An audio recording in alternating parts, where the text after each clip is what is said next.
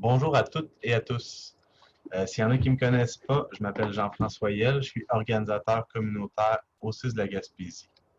Je ne pouvais pas être des vôtres cette semaine, mais je vais quand même vous faire une petite mise en contexte afin d'expliquer le processus qui, ce matin, nous amène en chantier.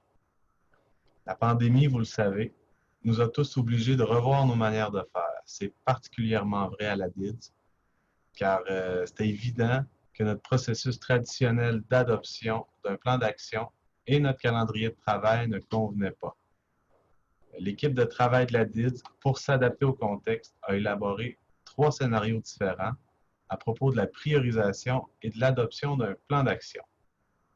Dans le premier scénario, on adoptait le plan d'action 2020-2021 d'ici le 30 juin avec des chantiers de priorisation et une grande assemblée virtuelle par Zoom. Le deuxième scénario proposait le statu quo d'ici l'automne pour voir comment la situation allait évoluer. Puis le scénario 3 proposait, un peu comme le scénario 2, un statu quo d'ici l'automne, mais avec la création d'une enveloppe budgétaire COVID afin de s'adapter aux nouveaux besoins. Les partenaires de la DIDS ont été invités le 11 mai dernier à voter pour choisir un de ces 3 scénarios de mise à jour du plan d'action. Durant la période de vote, les ressources humaines de la DIDS ont été disponibles pendant 2 jours sur Zoom pour répondre aux questions des partenaires ou pour écouter leurs commentaires. Les partenaires avaient une semaine pour voter. 39% l'ont fait, soit 20 partenaires sur 51.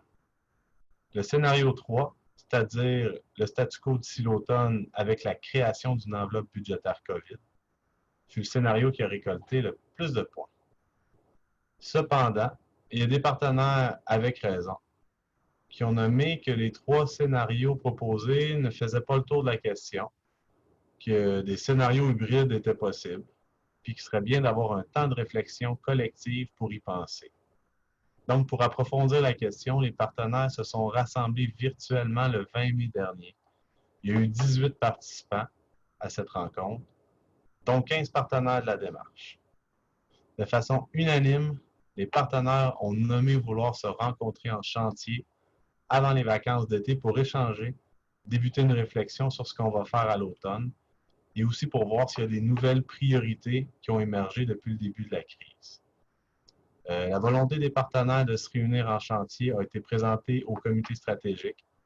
Il n'y a pas eu de décision de prise, le quorum n'était pas atteint, mais les membres du comité présents étaient favorables à ce que des chantiers se tiennent avant le début de l'été. Aussi, les membres du comité stratégique ont proposé que les chantiers posent les critères et les balises pour le fonds COVID à mettre en place s'il y a des besoins pressants qui ressortent dans les prochains mois. Entre-temps, il y a eu des échanges avec les bailleurs de fonds via le ressort. On a eu la confirmation que c'était possible de faire un plan d'action évolutif qui va s'adapter à la situation incertaine qu'on connaît toutes. Donc, ce matin, on se retrouve en chantier. Ça va être l'occasion de faire un court bilan des actions, mais l'objectif, c'est surtout de réfléchir ensemble au plan d'action, de voir ensemble les actions qui peuvent déjà être conduites, de repenser certaines actions qui vont devoir s'adapter au contexte et de voir s'il y a des nouveaux besoins qui ont émergé avec la pandémie. Aussi, collectivement, on peut commencer à réfléchir sur la manière qu'un plan d'action évolutif sera fait. Suite au chantier de cette semaine, il va y avoir un plan d'action évolutif et flexible pour s'adapter aux besoins des prochains mois qui va être déposé. Puis justement, afin de garder une forme de flexibilité et avoir la possibilité de s'adapter au contexte, on déroge du processus habituel en n'organisant pas de grande assemblée d'ici l'été. Deux petits derniers points avant de vous quitter. Lorsqu'il y a eu le vote des scénarios, les partenaires ont voté pour la mise en place d'un budget COVID. L'objectif de ce budget-là serait de répondre aux besoins urgents qui seront pris en charge de manière collective. Par exemple, je pense à l'ajout d'une ressource humaine à la récupération alimentaire. Je pense à la mise en place d'un système de livraison citoyenne quand le métro n'était pas en mesure d'assurer ce service aux personnes vulnérables face à la COVID-19. Le comité stratégique a proposé que chaque chantier pense à des critères pour ce fonds, Mais si cette semaine, les chantiers manquent de temps pour faire cette réflexion, on propose, s'il y a des gens intéressés, de créer un comité de travail afin d'établir les critères et la façon de faire pour déployer le budget. On pourrait y travailler cet été pour être prêt à l'automne. Aussi, un petit mot sur les besoins en ressources humaines à la DIDS pour l'année prochaine. L'équipe actuelle évalue les besoins, puis il y a une proposition qui va être faite au comité stratégique. Pour l'instant, on peut déjà vous dire qu'on s'enligne pour une équipe à 3 ressources, soit une coordination et 2 agents de mobilisation. J'ai fait le tour de ce que je voulais vous dire aujourd'hui.